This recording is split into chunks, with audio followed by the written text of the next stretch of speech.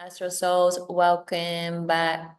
If you're new, my name's Jessie. This is my Stone Astrology page. We're working with the sidereal zodiac. It's not Vedic astrology. We're still using the Greek archetypes. And I wanted to take a look at the Mars square the Sun.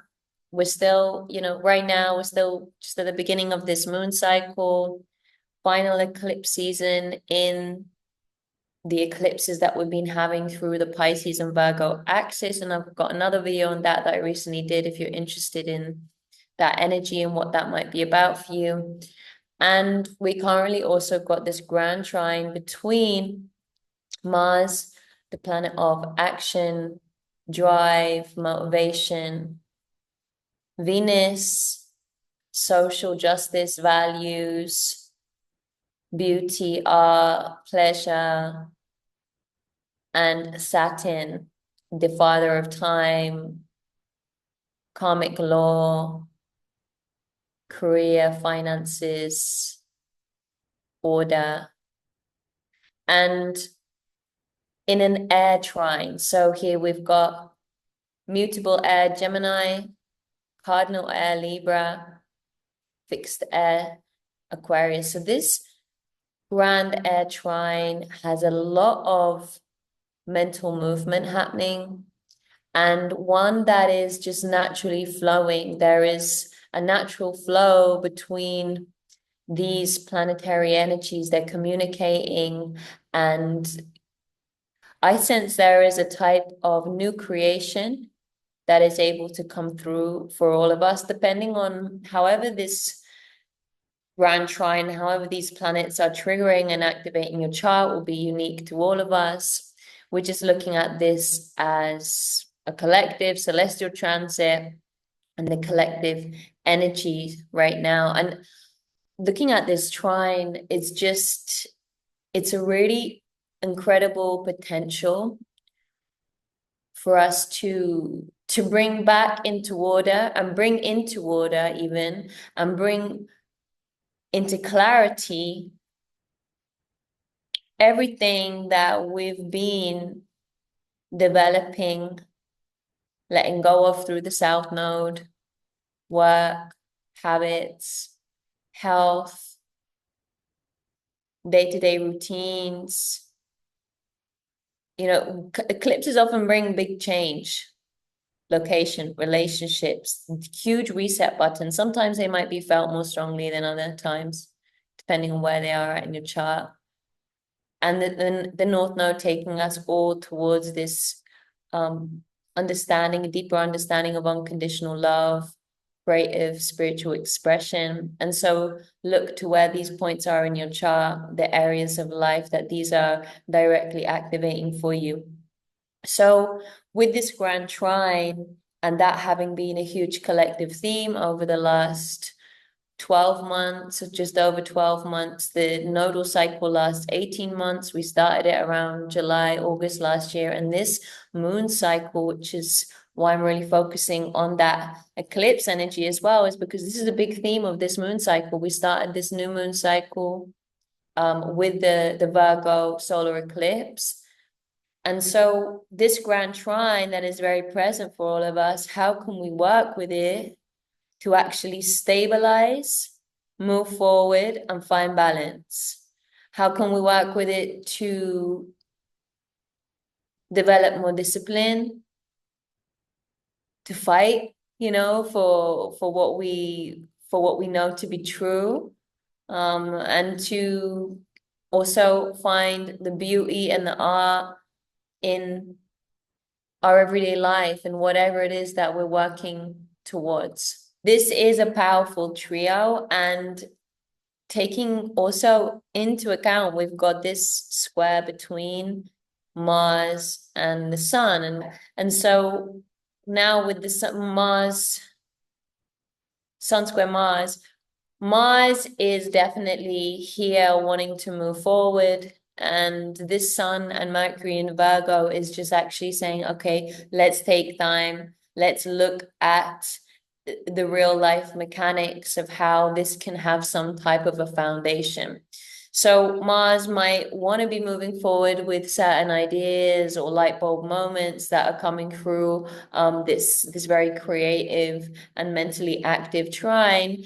However, it also might be just curious and wanting to jump off from the one thing to the next thing. Mars might be wanting to go and explore different new ideas, to be learning and just to be developing and moving forward with whatever it is that's taking up its interest. However, the Sun and Mercury here is like, yeah, but hold on, you've got work. Hold on, you've got to focus on this in your everyday life. Hold on, you've got to, you got to make sure that this is, organized and this is all sorted out before you can go off and start that new project or, go off and do the things that you want to do. Mars is a doing planet. It's a planet of action and it's a planet of movement forward when it's in its light. When it gets in its shadow, it can get obviously frustrated, heated up, bad temper, conflicts, and worse.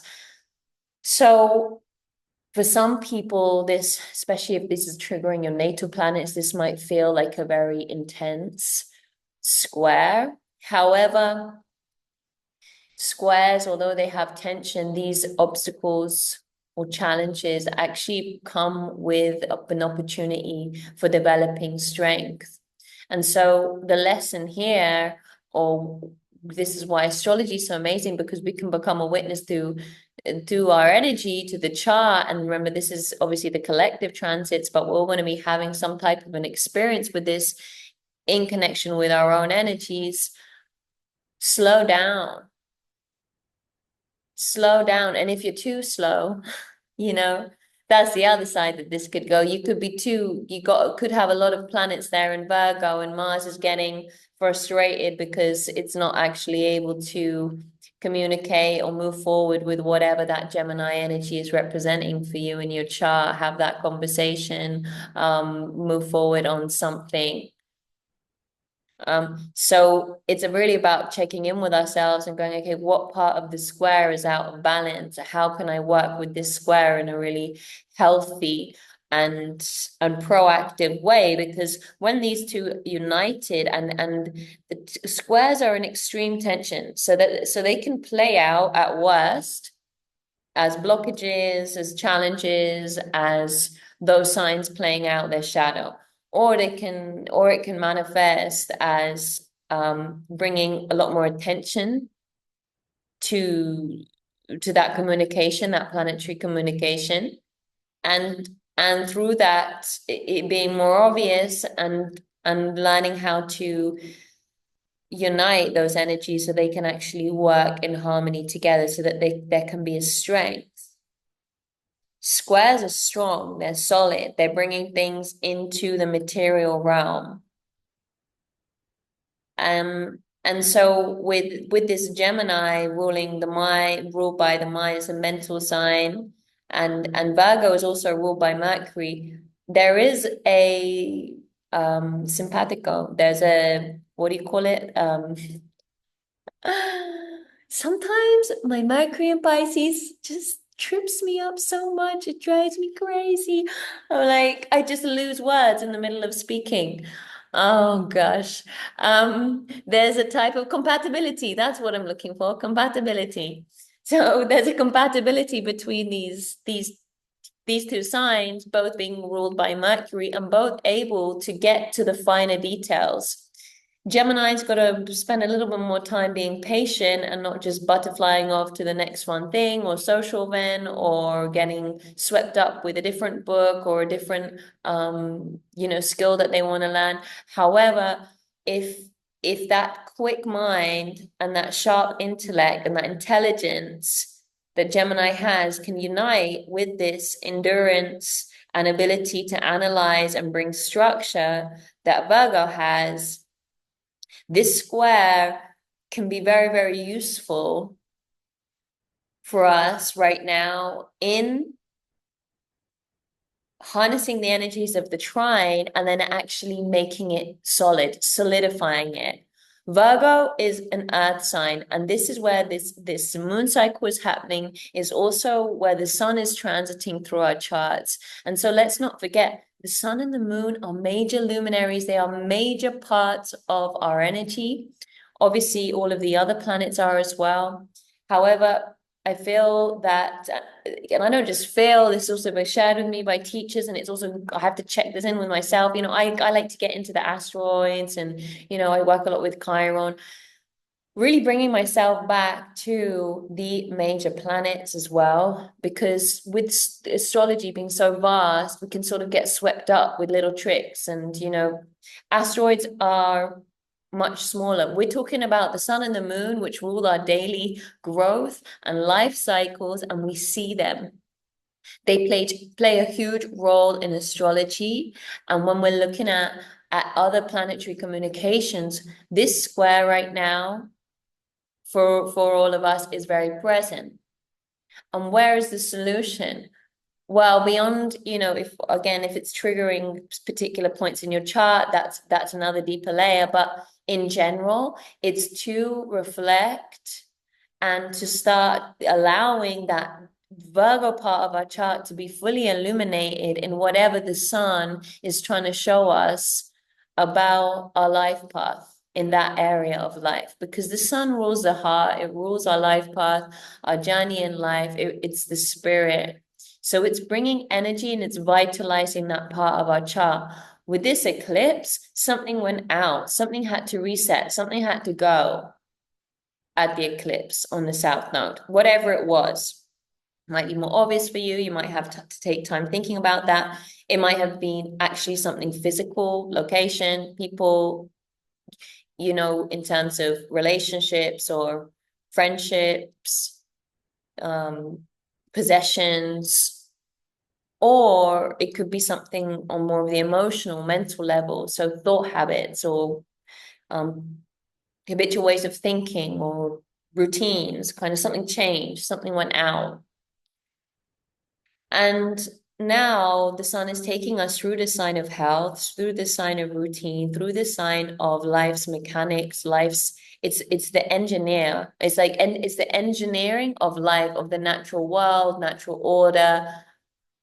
You know, we plant a seed in the earth, but we've got to continue watering it daily and maintain consistent effort so that it actually can grow. You know, Virgo, it rules herbs, it rules healing. And that's why I think Virgos get a bit of a bad rap. I think I said that in my last video. They kind of get a bit bored. Sometimes I feel like people think, you know, Virgos can be a bit boring or a bit, you know, over analytical. But I love the Virgo energy. It's so earthy. It's nature. It's natural. When it's in its light, it can just bring such an incredible order to the natural flow of life. And so really, this is what we all have the potential to bring to the area of life wherever it is in your chart. You know, so look to the house. Where is Virgo for you? What are you needing to do right now? What is the sun illuminating for you, energizing for you as the moon goes through this cycle, for you to actually bring order to that part of your life so that you can fully move forward towards whatever the Pisces part of your chart, wherever that's guiding you with your spiritual expression. And not necessarily your spiritual expression, but it could be just rather that area of your life, and however spirituality expresses itself through that area of your life. Remember, the houses really are our environment, the people, the place that we are.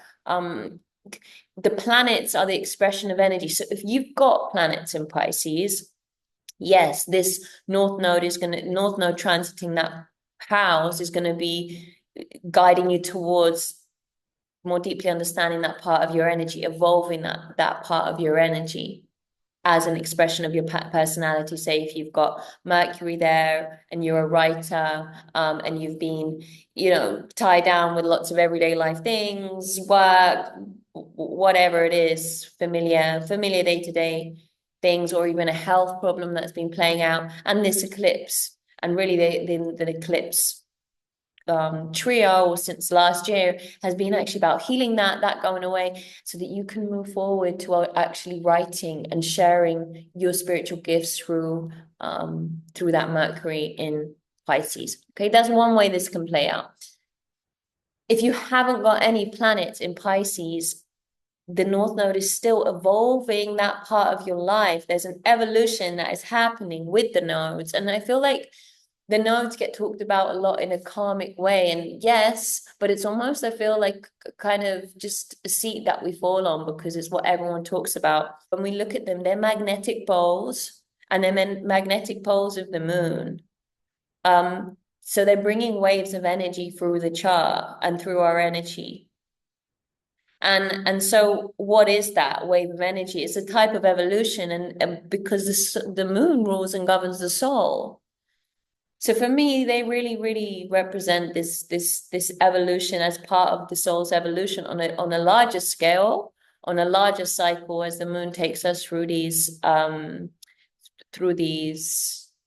monthly mini soul cycles. And then we have the lunar gestation cycles when parts of our chart are triggered. But we also have these 18-month cycles with the lunar nodes, which, surprise, surprise, map the 9-month cycles of gestation. There is some type of evolution or birth process that happens, I feel, with the nodes. So that's, again, a little bit more going back to the nodes.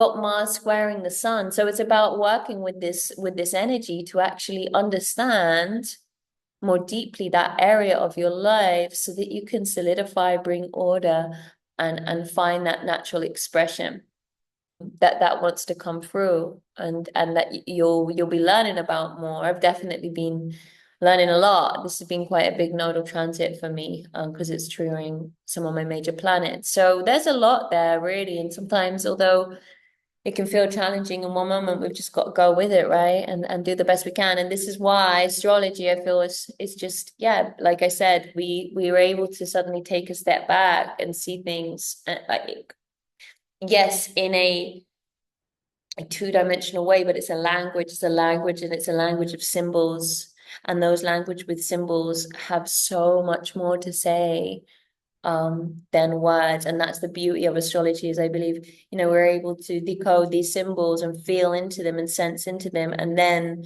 work with the mercurial energy of words to fine tune, or the mind to bring, accurate intentions, writing or manifesting and things like that. And just bringing conscious awareness to certain parts of our chart, so when we're bringing an awareness to those parts of our energy, to the collective energies, or how it might be manifesting on our lives, ultimately, what happens, we're able to make different choices. We're able to choose. And choice is, I truly believe, the biggest is the medicine that we're guided to with any type of kind of psychological, astrological, even with crystals. They at an energetic level, they support our choices. They're working with us through the energy body, and suddenly things begin to shift, and it can only come from that. So yeah, choices is really what we're talking about. So choosing to work with certain parts of our energy and chart. So here with that Virgo energy. And if your Virgo energy is being too stuck or too slow, like, are you getting frustrated? Are you getting overheated, wanting to go too fast?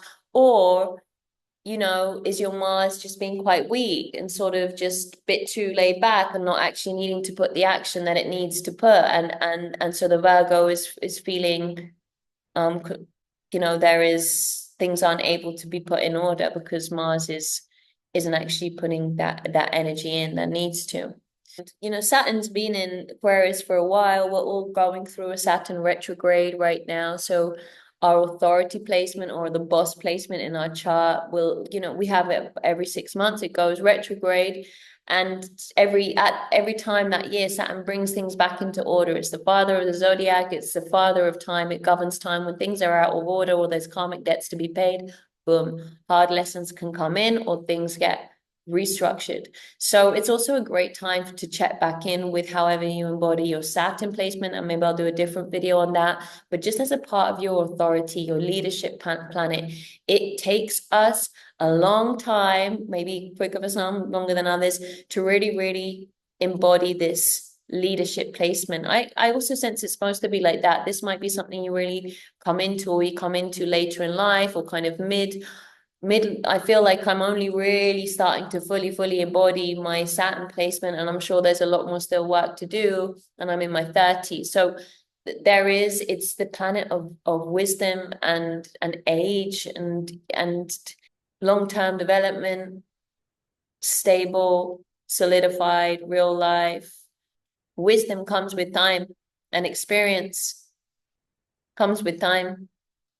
And so it's a part of your chart that may take a long time to develop, but with it comes great wisdom. And we get this chance to check back with that part of our chart, and observe the different ways that we can actually embody this energy and work with it in its light, rather than and it pushes us to do that, because if we don't really start to embody this Saturn in its an authority placement, some people might do it naturally, it will come in, and I feel this, I could be wrong, but it could come in more and more harder later in life, because like, okay, well, you should be doing this now, you should be doing, you had enough time to kind of get mature, get real about this, and learn the lessons. You learn the lesson, now go and do it.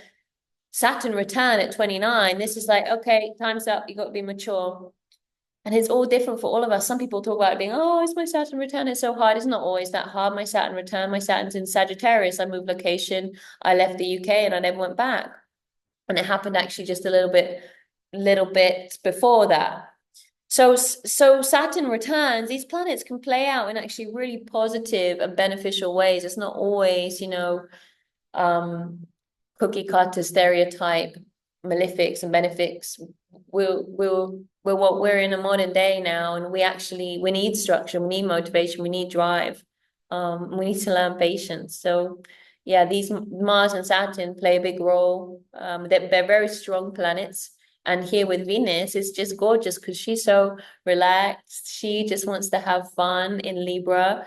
So this might be a time when actually social life, or bringing balance and harmony to relationships, reevaluating relationships, just really feeling an enjoyment of life, an enjoyment of the people that you're around, enjoying art, good food, music, just feeling good. There's feeling good there with the moon conjunct Venus is definitely was definitely an energy present today. I felt it. I really enjoyed the energy today. And it just goes to show, as the moon comes to different points in our chart, there is that it brings that moon wave, and even though we don't look at it for major transits, it's just is interesting to see it play out in that way. And Saturn, it's there. We're all going through our Saturn retrograde, but there is a type of reorder that is coming through the social collective in relation to technology. There's almost like technology is becoming the boss. Old structures, old matrices are being reordered. There is a type of revolution that's happening with technology right now. And so it'll be interesting to see how all of that develops. So all of this sort of awakening, this type of light bulb, higher vision, higher perspective, humanitarian, community, and social collective, these types of themes right now. I'm definitely not a political astrologer, and I actually don't watch the news. I probably should. I am aware of major things going on. I think that's important, but I don't bring that into obviously what I'm sharing right now. Like maybe I would, but I think there are some devastating things that happen around the planet. However, hopefully there is the beauty and the peace and the love that can be found. And definitely with this Grand Trine, it'll be interesting to see what happens within the collective, because it's a really beautiful energy happening here. Mars is communicating well with Venus, with Saturn. So there's a powerful divine flow of energy coming through the air element, of movement, of communication, of new ideas, of revelational thinking, of balance, of harmonizing, and social justice, social law. Libra rules justice, and these two planets are powerful leaders, the warrior and authorities here. So yeah, it would be an interesting to see kind of how this plays out for everyone. And personally, we can all just work with this incredible flow of energy in connection with our words, with our communication, with our thoughts, with our ideas, with everything that we've been processing at a mental level in relation to what's going on in our lives through the eclipse seasons. This is a this is a really good time to just work with the air element, journal, meditate, breathe, do yoga. I just did some yoga this evening and I got huge clarity on certain things that I've been trying to put into order and find structure on. And not just that, but then taking the moment to actually step fully into whatever the sun is showing you about that Virgo part of your chart. It's vitalizing that part of your energy, and you're going to be either on burnout. You could be in shadow on either that end of the square, so bringing that square into balance, making sure Mars is on a good energized, feed the nervous system, especially squaring Mercury. Poor Mercury here. Mars is in Gemini, which is ruled by Mercury, so it's definitely the dominant planet. Taking herbs, adaptogens, Ulterives, supporting with herbs, with crystals, red jasper. I've got some here, red tiger's eye. These are good energizing crystals to have around. Fossilized wood would be a great one to really connect with Virgo. Dendritic crystals that really drive our energy into the earth. Green moss agate, smoky quartz with dendritic formations. So these types of grounding and energizing stones, herbs, and just making sure that the nervous system is not going into burnout through breathing, triggering your parasympathetic, deep breathing, meditation. Through breathing, we can find a lot of mental clarity, mental space. And one of my favorite things is just to breathe roots into the earth. I find it a really, really grounding ritual. I know I can bob around on different themes, but hoping that this is a good little window for you into the sidereal zodiac. And I look forward to sharing more. Sending lots of love. Have a beautiful evening.